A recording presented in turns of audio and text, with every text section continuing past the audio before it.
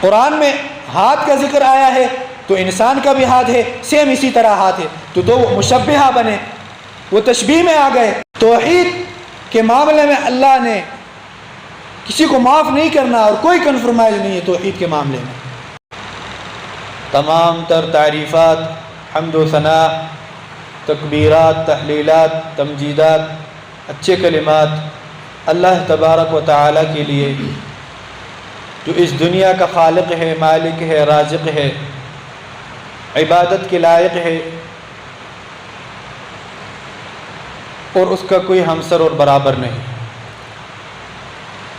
بے شمار درود و سلام امام الانبیاء، خاتم النبیین، سید الاولین والآخرین، محمد الرسول اللہ صلی اللہ علیہ وسلم کے ذات اقدس پر، جو ہمارا رہنما ہے، ہمارا لیڈر ہے، اسوہ ہے، قدوہ ہے، مثال ہے، آئیڈیل ہے، اور محمد الرسول اللہ صلی اللہ علیہ وسلم کی پیروی میں ہی نجات ہے۔ معزز سامعین کرام، توحید کا موضوع پچھلے جمعوں سے شروع ہے۔ پچھلے جمعوں کا خلاصہ یہ ہے کہ توحید سب سے پہلے، ہر عمل سے پہلے، احکامات سے پہلے عقائد ہے، اور عقیدے میں سب سے پہلے توحید ہے۔ اور تمام انبیاء کا بھی یہی مشن تھا، اور ہمیں بھی یہی حکم ہے۔ پھر توحید کے اقسام، توحید کے اقسام میں سے پہلی قسم پہ گفتگو ہو چکی ہے، جو توحید الربوبیہ کہلاتا ہے، کہ اللہ کو رب ماننا ہے تو اکیلے ماننا ہے، اور وہی اکیلا حق اور سچ رب ہے۔ پھر دوسری قسم، اور یہ جو توحید الربوبیہ تھی، یہ مشرکین مکہ بھی اس کو مانتے تھے، اس میں اختلاف نہیں تھا۔ دوسری قسم توحید کی بیان ہوئی، توحید الالوہیہ یا توحید عبادت، کہ عبادت میں بھی اللہ تبارک و تعالیٰ کے ساتھ کسی کو شریک نہیں کرنا، خالص اللہ کی عبادت کرنی۔ اور مشرکین مکہ یہاں پر جو ہے، یہاں پر پھسل گئے۔ ان کا عقیدہ یہ تھا کہ اللہ تو ہے ہی ہے، لیکن ہمارے یہ جو بت ہے، لات، منات، عزا، اور جو مکہ میں جو سارے بت اور اصنام رکھے ہوئے تھے، وہ صرف اتنا عقیدہ رکھتے تھے کہ ہؤلاء شفعاؤنا عند اللہ، کہ یہ سارے جو بت ہے یہ ہمارے سفارشی ہے، بس اللہ اور ہمارے درمیان یہ وسیلہ ہے۔ اتنا فرق، اتنی سی بات، ان کا توحید قابل قبول نہیں ہے۔ تو توحید کا معاملہ بڑا حساس ہے، ذرہ برابر اس میں جو ہے سستی کی کوئی گنجائش نہیں، اور یہ توحید کا عقیدہ حاصل کرنا ہر مسلمان پر فرض ہے، فرض۔ ہم دنیاوی ڈگریاں لیتے ہیں، بہت کوشش کرتے ہیں، ٹیوشنیں، یونیورسٹیاں، کوچنگ سینٹر سب جوائن کرتے ہیں، فیس بھی دیتے ہیں تاکہ دنیاوی کچھ علوم حاصل کریں، لیکن جو علم فرض ہے، اللہ کی طرف سے حکم ہے کہ فَاعْلَمْ أَنَّهُ لَا إِلَهَ إِلَّا اللَّهُ، اس کے لیے ہم نے کچھ نہیں کیا۔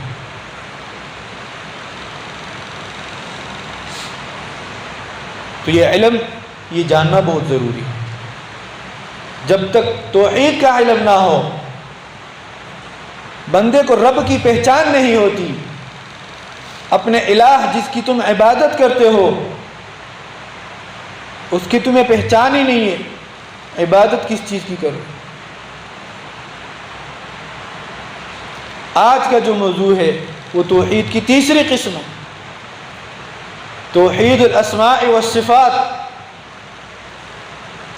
کہ اللہ تبارک و تعالیٰ کو جس طرح ہم نے ربوبیت میں بھی اکیلا مانا، الوہیت میں بھی اکیلا، اسی طرح اسماء و صفات میں بھی اکیلا مانیں گے کہ اللہ تبارک و تعالیٰ کہ جو اسماء حسنہ ہے، جو نام ہے اللہ کے، وہ اللہ کے لیے اکیلے ہیں، وہ کسی اور کے لیے نہیں ہے۔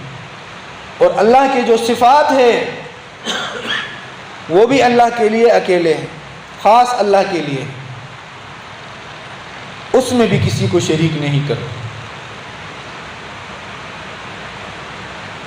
تو جو اسماء اللہ تبارک و تعالیٰ نے قرآن میں ذکر فرمائے یا نبی علیہ الصلاۃ والسلام نے احادیث مبارکہ میں اس کا تذکرہ کیا، اس پر ہم ایمان لائیں گے۔ وَلِلَّهِ الْأَسْمَاءُ الْحُسْنَى، اللہ تبارک و تعالیٰ ارشاد فرماتے ہیں کہ اللہ کے خوبصورت نام ہے، بہترین نام ہے، اسماء حسنہ ہے، فَادْعُوهُ بِهَا، تم نے دعا مانگنی ہے، وسیلہ پکڑنا ہے، اسماء حسنہ کا وسیلہ پکڑو۔ کسی بھی قسم کی تمہیں ضرورت ہے، وہ نام اللہ کا لو اور اللہ سے مانگو۔ وَذَرُوا الَّذِينَ يُلْحِدُونَ فِي أَسْمَائِهِ، اور دور رہو، چھوڑو ان لوگوں کو، الَّذِينَ يُلْحِدُونَ فِي أَسْمَائِهِ، جو اللہ کے اسماء میں، اللہ کے ناموں میں وہ الحاد کرتے ہیں،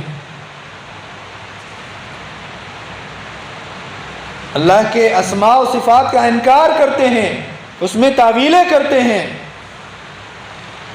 بات کو ادھر سے گھما کے ادھر تک لے آتے ہیں اور ادھر سے گھما کے ادھر تک لے آتے ہیں، بہانے ڈھونڈتے ہیں۔ تو اسماء و صفات پر ایمان لانا یہ بھی ضروری ہے۔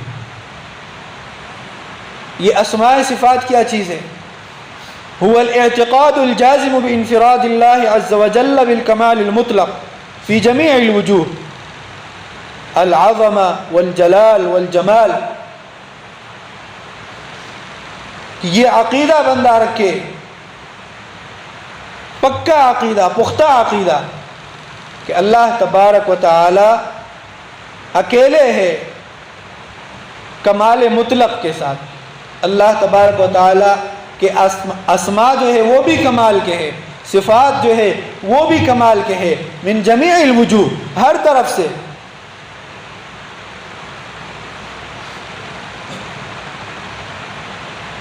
کہ جو نام اللہ نے قرآن میں ذکر کیے یا محمد الرسول اللہ صلی اللہ علیہ وسلم نے احادیث میں ذکر کیے، اس کو ہم مانیں گے۔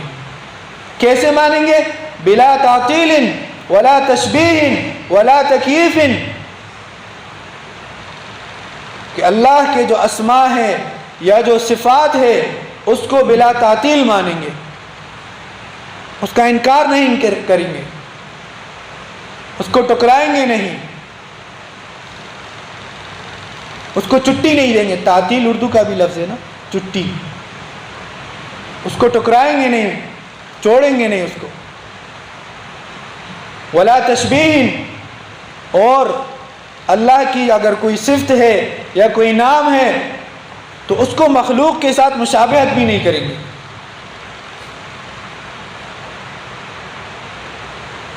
ولا تکییف، اور اللہ کے لیے کوئی کیفیت بھی بیان نہیں کریں گے کہ ایسا ہے ایسا ہے ایسا ہے، نہیں،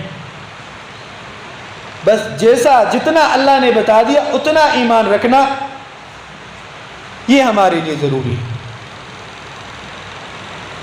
کیونکہ اللہ تبارک و تعالی نے ارشاد فرمایا کہ لیس کمثلہ شیء وہو السمیع البصیر، کہ اللہ جیسا کوئی نہیں، وہو السمیع البصیر، اور وہ سمیع بھی ہے، بصیر بھی ہے، یعنی سمیع سننے والا بھی ہے، بصیر دیکھنے والا بھی ہے۔ اب کیا کہا تعریف میں کہ ہم تشبیہ نہیں کریں گے۔ اب سمیع تو انسان بھی ہے، سنتا ہے، بصیر تو انسان بھی ہے، دیکھتا ہے، لیکن یہاں پر ہم نے تعریف میں کیا کہا کہ تشبیہ نہیں کریں گے. جس طرح انسان سنتا ہے، جس طرح انسان دیکھتا ہے، اللہ اس طرح نہیں.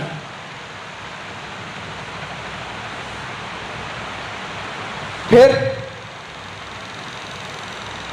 کما یلیق بجلالہ، جس طرح اللہ کے شان کے مطابق، جس طرح اللہ کی شان کے مناسب ہے، بس ہمیں صرف اتنا حکم ہے کہ اللہ سمیع ہے، اللہ بصیر ہے. بس ہم اتنا مانیں گے کہ اللہ سمیع بھی ہے، اللہ بصیر بھی ہے.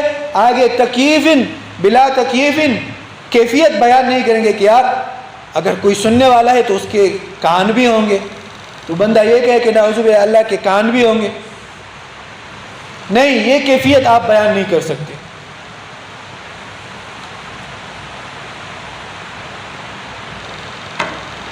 تو انسان کے ساتھ جو ہے آپ مشابہت نہیں کریں گے.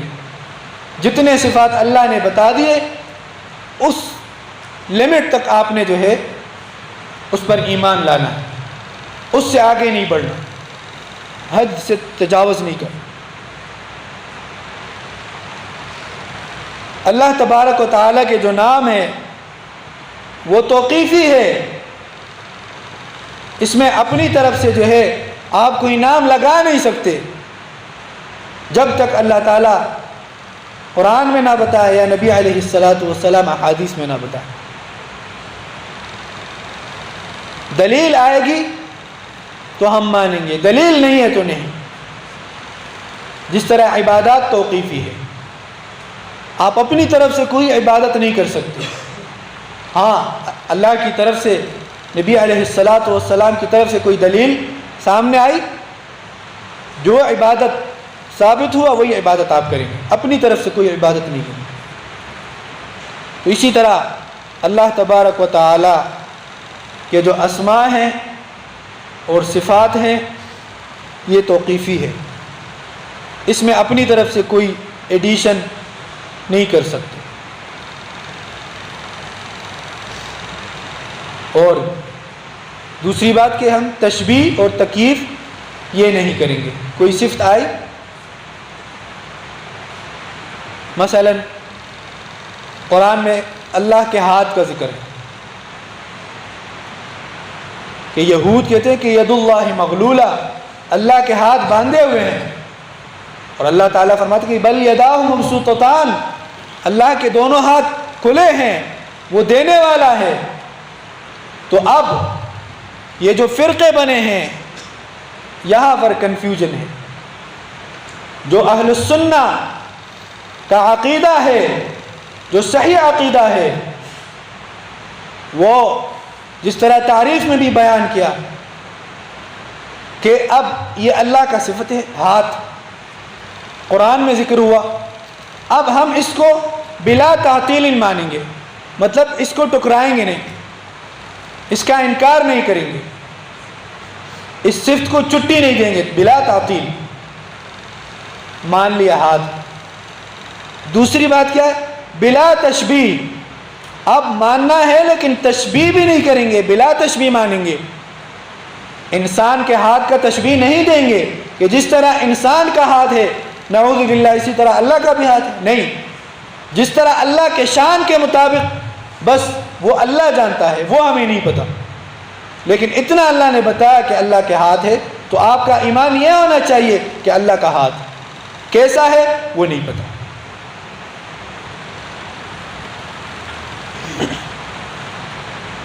اور اس کی کیفیت بھی بیان نہیں کریں.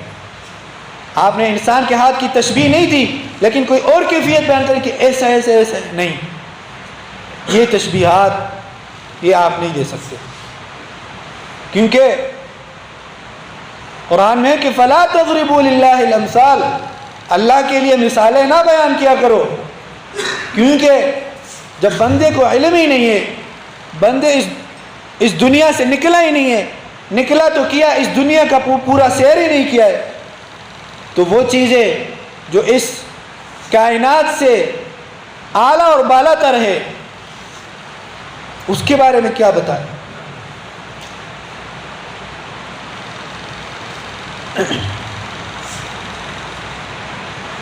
تو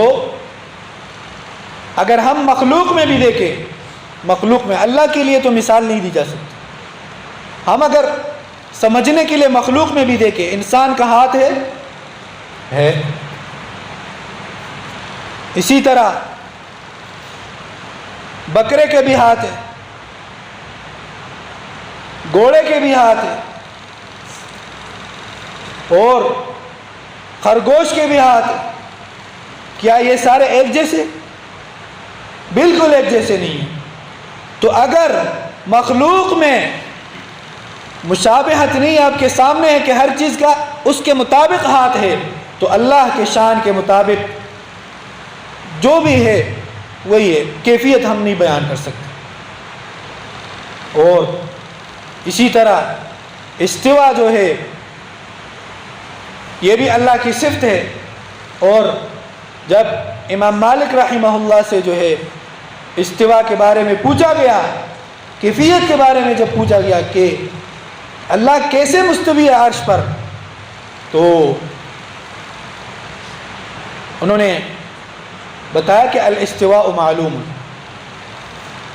استوا جو ہے معلوم ہے عربی میں، کہ استوا کا مطلب اعلیٰ وارتفع، اونچا ہونا، برابر ہونا، یہ معلوم ہے۔ والکیف مجہول، اور اس کی کیفیت مجہول ہے، وہ نہیں پتا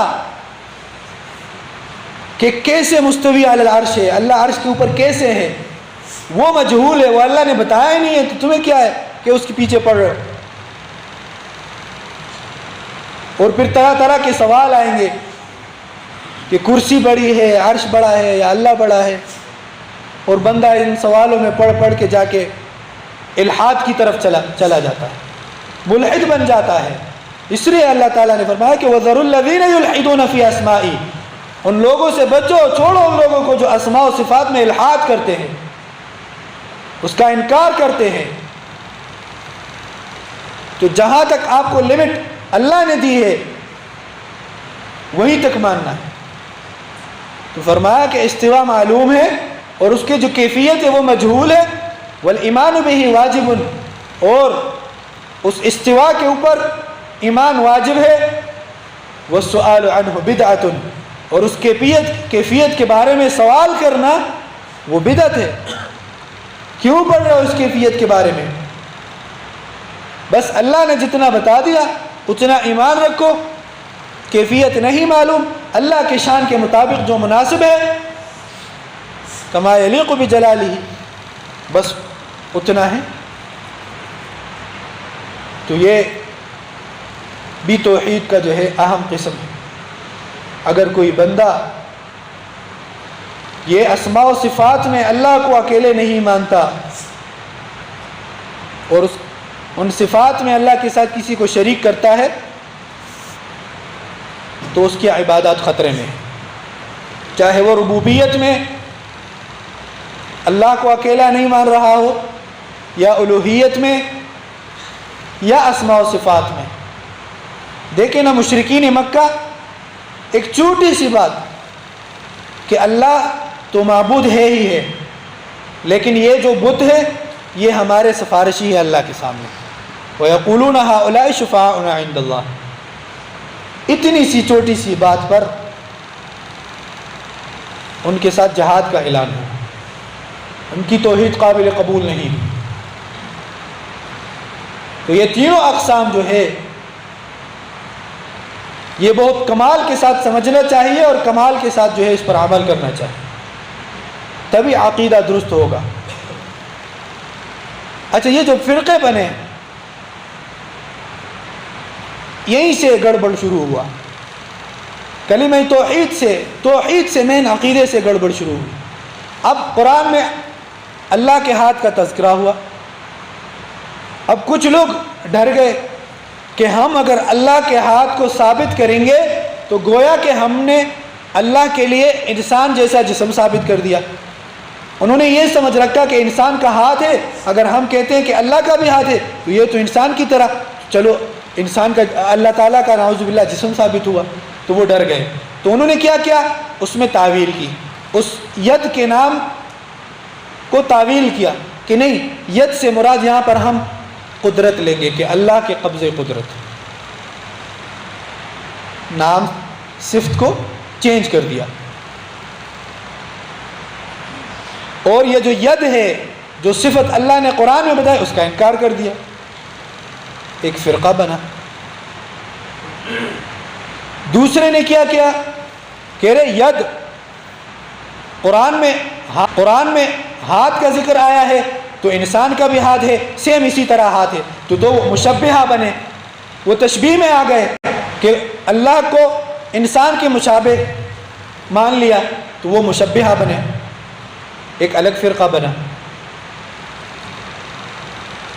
تو جو اعتدال والا فرقہ ہے، جو اہل السنہ والجماعہ کا عقیدہ ہے، وہ یہ ہے کہ جتنا اللہ نے بتا دیا ہم اتنا مانیں گے. قرآن میں آیا کہ اللہ کا ہاتھ ہے، ہم مانیں گے کہ اللہ کا ہاتھ ہے. پھر آگے یہ نہیں کہیں گے کہ انسان کی طرح ہے یا کسی اور چیز کی طرح ہے، صرف اتنا کہیں گے کہ جس طرح اللہ کے شان کے مطابق ہے اتنا جو ہے ہم مانیں گے. تو یہ اعتدال والی رائے ہے، یہ اہل سنہ کا عقیدہ ہے. تو قرآن میں جو صفت کا ذکر آیا اس پر بھی ایمان ہوا، اور کیفیت میں بھی نہیں پڑے کہ کیسے ہے، اور تشبیہ سے بھی بچ گئے کہ انسان جیسا ہے.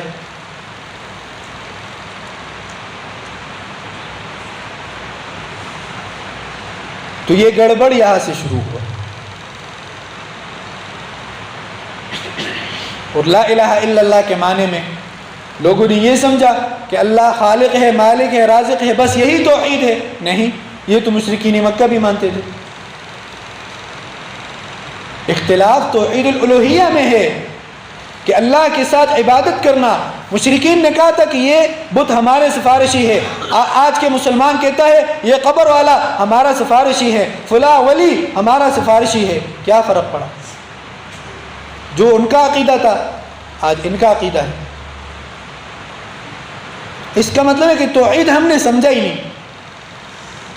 توحید کے معاملے میں اللہ نے کسی کو معاف نہیں کرنا، اور کوئی کنفرمائز نہیں ہے توحید کے معاملے میں.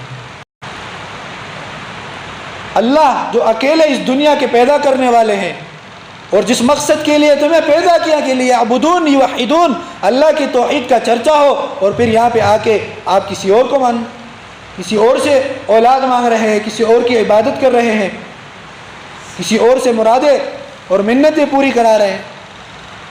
تو سمجھو آپ نے توحید کو سمجھا ہی نہیں، اور اگر سمجھا بھی ہے تو اس پر عمل نہیں. تو اللہ تعالیٰ سے دعا کرے کہ اللہ تعالیٰ ہمیں توحید کی سمجھ عطا فرمائے اور اس پر عمل کرنے کی توفیق عطا فرمائے. وآخر دعوانا الحمد للہ رب العالمین.